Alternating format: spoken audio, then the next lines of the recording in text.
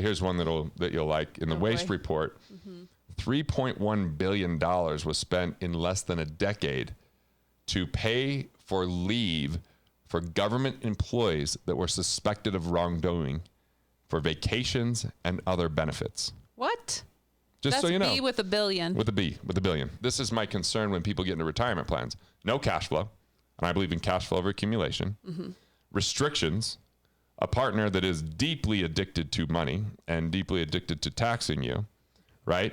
A bunch of fees in addition to the funds that are inside of that. There's also administration fees, and at least you can look for lower cost things.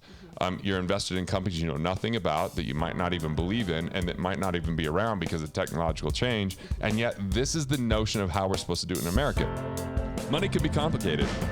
Let a nerd help you. We're here to demystify the complex nature of money by getting you answers from financial nerds and whiz kids.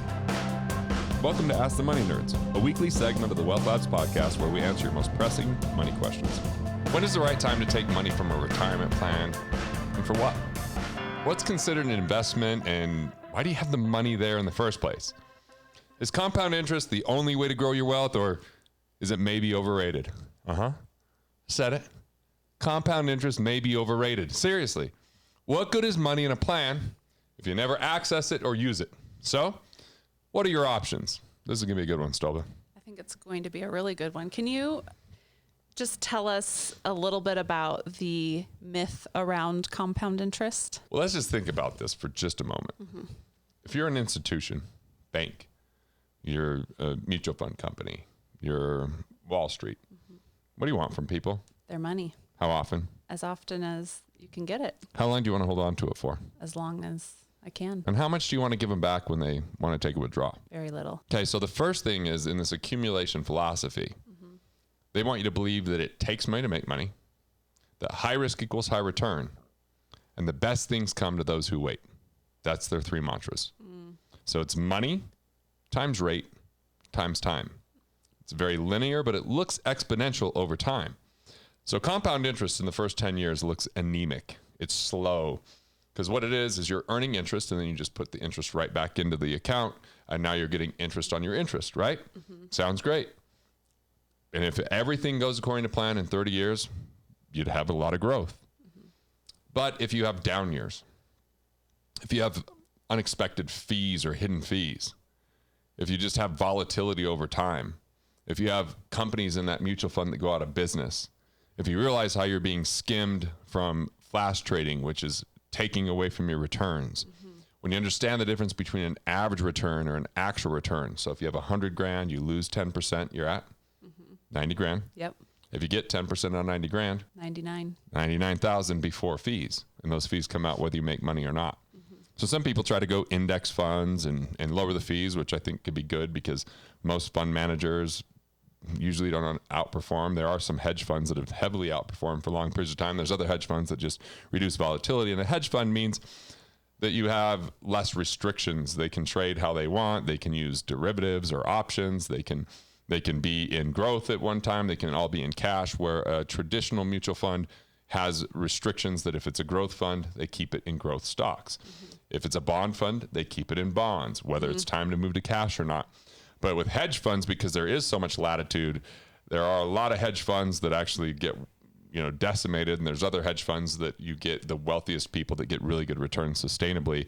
But a lot of it comes down to the talent and the managers and the analysis that they have and their overriding philosophy. So now those hedge funds, if I'm understanding this correctly, have a very deep impact on the individual investor, right? Well, not only that, from investing with them, if they're large enough and they're making heavy enough trades, they can actually move the market, right? Because if you're dealing with an option or you're buying on margin, so you've got a small amount of money that you're using to buy more shares, that could actually make a movement. Or you're a huge hedge fund with a lot of money.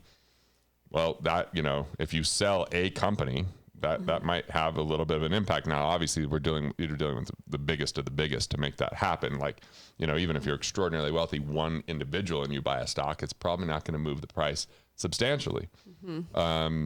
But at the same time, if all hedge funds are taking a similar position, or most of them are, like they're selling short, they expect the market to go down. You might start to see some of those things come to fruition.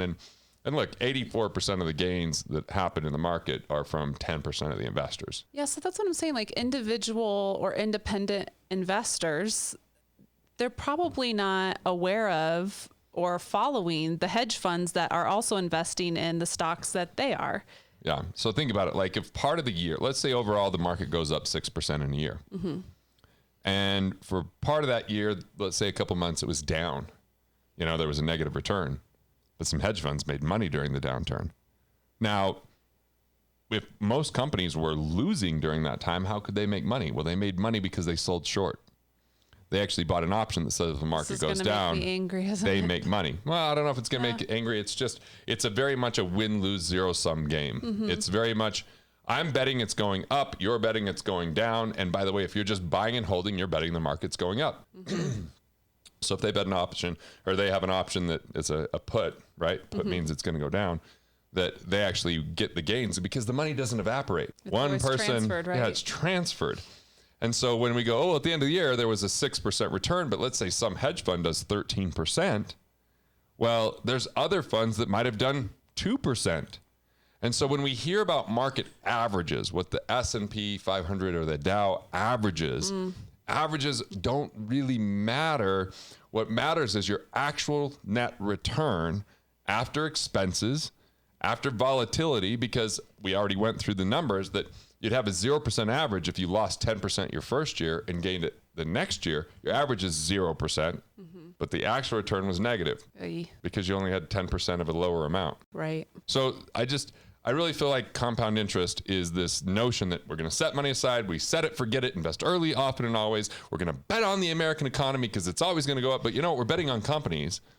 Like we're not betting on the small business that employ more people than major corporations. They don't have the fiduciary rules that say you look out for the shareholder at all costs, which major corporations that are on a stock exchange are supposed to do as a legal responsibility, which might mean asking the employees to do twice as much, or cutting their benefits, or treating their customers just good enough to keep them, but not good enough to actually do something good in this world.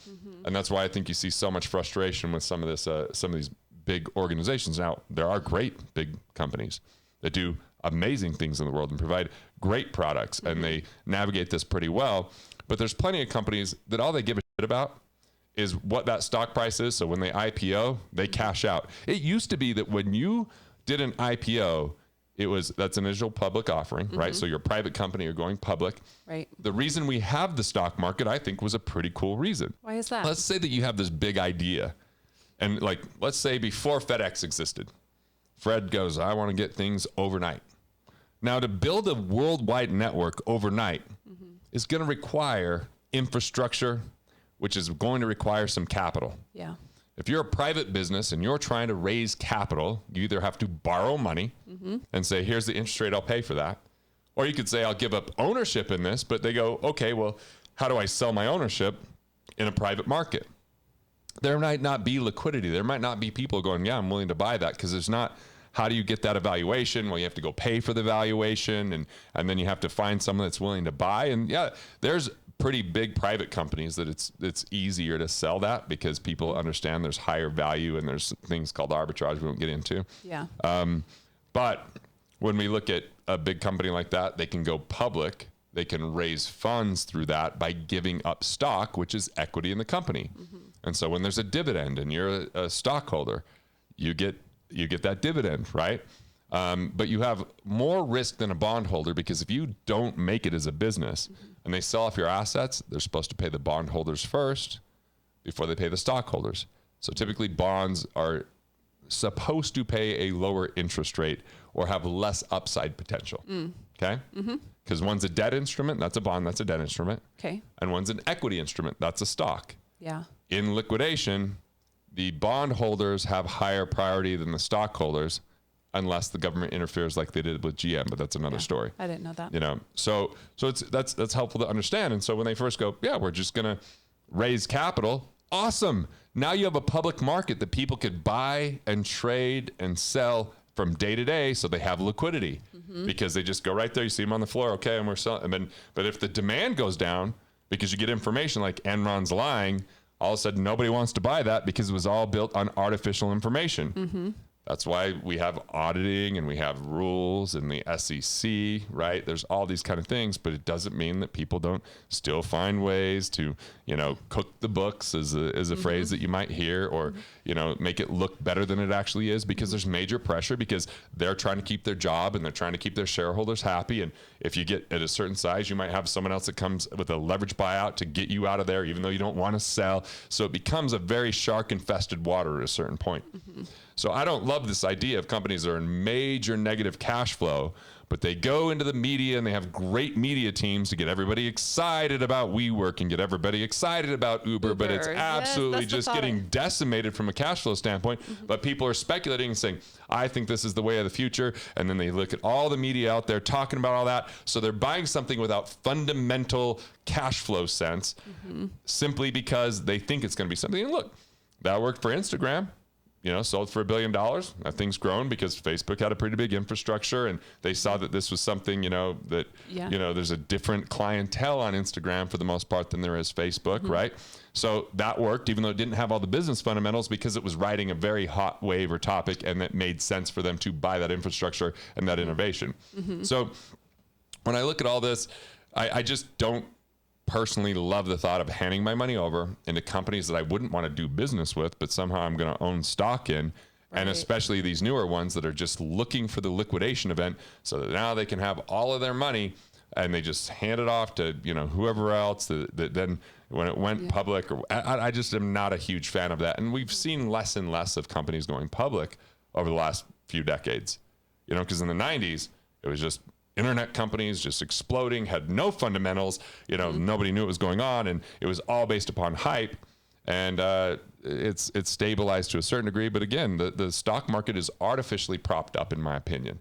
The reason is people are putting money into retirement plans each and every month, regardless of what's going on in the economy.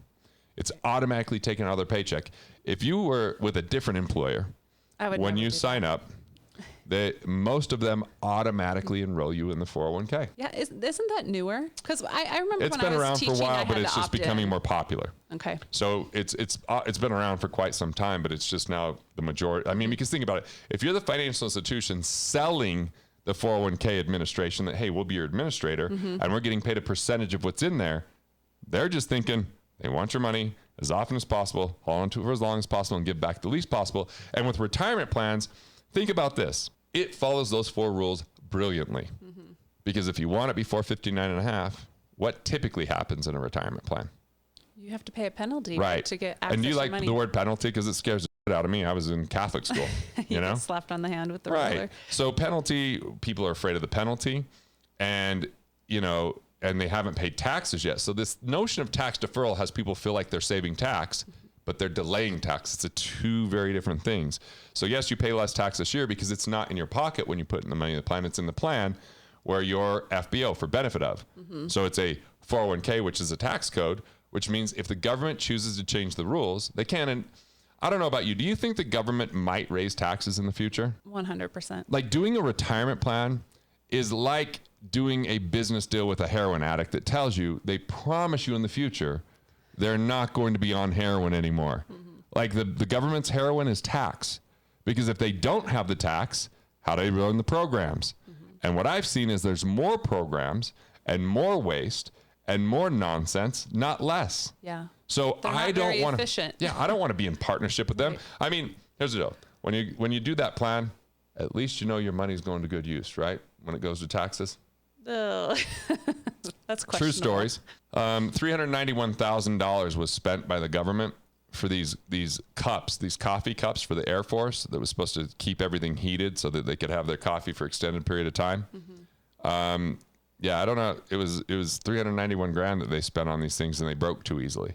Now, like there's some. I've done too much research. Here's one that you'll like in the waste report.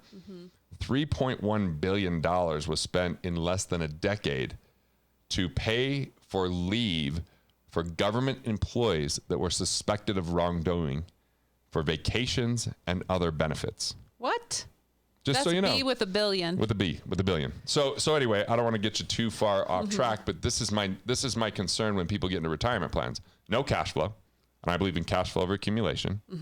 Restrictions, a partner that is deeply addicted to money and deeply addicted to taxing you, right? A bunch of fees in addition to the funds that are inside of that. There's also administration fees, and at least you can look for lower cost things. You're invested in companies you know nothing about, that you might not even believe in, and that might not even be around because of technological change. And yet this is the notion of how we're supposed to do it in America. We're supposed to not think, hand it over, and hope it's going to work out. Well, the news is in. 95% of people are not economically independent at age 65. 70-some million people are doing these plans. We should all be concerned about that number. If the plan that they're advocating is supposed to be what sets us free when we decide to retire, and 95% of the population has not gotten there, that's a red flag. We got to look at it. So the things that you're talking about, we have to unlearn and relearn a new way. And here's the good and the bad of it. It all begins with personal responsibility. Yeah. We've been told it's too complicated. You don't have the time. Trust the experts. Most of those experts are salespeople, not experts. Yeah. The track record's not there. This isn't working. But because we don't want to do the work, we just continue with it. So I would even begin with questioning the notion of retirement. Like, if you won the lottery tomorrow and you quit your job, it's time to find another job. Now, some people are told, hey, in this COVID era world, you should just be grateful for any work. But that is trying to push us to the lowest common denominator, where we don't recognize our talents and gifts, and we trade time for money, and we lose our life day by day. So I don't have a 401k. I had one at one time. I cashed that thing out, and I have a terrible joke. Just be ready to hear it for the 8th time because you've been around me too much. But I cashed mine out, paid the 10% penalty, because I looked at it like that 10% is like, if I get a loan right now that was 10% in year one and 0% for the life of the loan, would I get that loan? You bet. After 10 years, that's 1% a year. After 20 years, it's 0.5% a year. Like, I'm cool with that. So to get access to my money, and plus I've made a lot less then, so even my tax rate was lower, so it wasn't that big of a deal. And I put a yard in the house that I had bought. And so when everybody was complaining about their 401k going down in value in 2008, I'm like, I can't get mine to stop growing. I have to trim it all the time. Super annoying. No, but thanks for laughing. Give me a courtesy laugh there. But this is the entire format that we're in. Now, if you have these plans, there's options. One that is a slightly improved option. If you have a lower tax year this year, you can move to a Roth regardless of how much you make, because you have a one-time conversion, but you have to pay the taxes, right? If you pay it from the plan, you might even have a penalty issue, so you have to pay those taxes separately. Number two, you can get the money out during COVID up to $100,000 without the 10% penalty. You could pay all the tax in this year or spread it out for the next 2 years afterwards, depending on when you watch this video, because we're filming it right now in 2020. Yes. Then let's see, you can roll it over to a self-directed IRA. You might be able to get a fixed fee, so you minimize some of the drag there. And you might be able to invest it in things other than mutual funds, because it opens you up to more options. But more options are not always better, because sometimes people go invest in really speculative things that might not be good for them because they don't know anything about it, but they're chasing that dollar. Or you could always cash that out. Now, if you do, people are like, why would you do that? You're going to interrupt the compound interest curve, because, you know, I did a reaction video to Susie recently, and she was like, just stay strong, keep that money in the retirement plan. I'm like, so you have no income coming in, and you're supposed to keep the money in there so you don't interrupt compound interest. But at the same time, you have this compounding cost called borrowing money. And right now, the borrowing rate for a lot of people, if you're in perfect condition from your finances and everything, is super low. So it may not be bad. But for a lot of people, as you've seen from other Ask the Money Nerds questions, is double digit, as high as 22%, 29%, I think is the worst that we've seen on these loans. And the best thing you could do is cash this thing out and save that compounded cost, because compound interest goes this way and it becomes exponential. Compound cost goes this way and becomes exponential on the drag that it creates for you. So I know you didn't even get to the question, so we'll just do that on another video, because this was just a little bit of a rant that I think was essential for people to understand in very common language, just to question the system that we're under. If that's what you want to do. It's not like these are the worst plans in the world. I just think that they have inherent risk that most people aren't talked about or told about, and that they just hope that it's all going to work out, and they find out when it's too late. So they gave up their entire dream and their entire life So that one day when they were told retirement was going to be a dream, it turns out to be a nightmare because interest rates are too low like they are today. So that's really tough on retirees. Taxes go up. All of a sudden it cuts into their fixed income, or inflation starts to creep in and starts to confiscate their purchasing power. And what they thought was going to be the best years of their life become the most stressful years of their life. And that is just a travesty. And I'm here to make sure that people have the information so they can make more informed decisions, take responsibility, take back control of their personal finances, and turn their thoughts into profits so they could build the life they love. Worried your 401k is going to turn into a 201k? Want to know if you can ever get to your money, whether these plans are right for you or not? Well, I've got some videos on it. Just go ahead and click right here.